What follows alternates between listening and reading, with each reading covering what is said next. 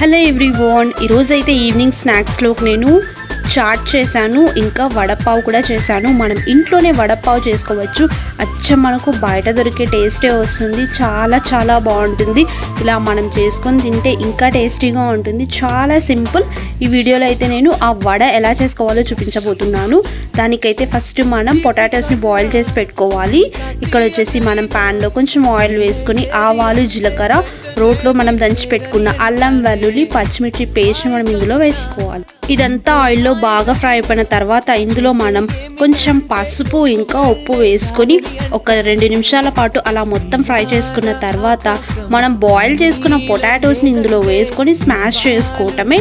అంతే, చాలా సింపుల్. దీన్ని మనం చిన్న బాల్స్ లాగా చేసుకొని శనగపిండి బ్యాటర్లో మనం డిప్ చేస్తూ వడల్లాగా వేసుకోవటమే.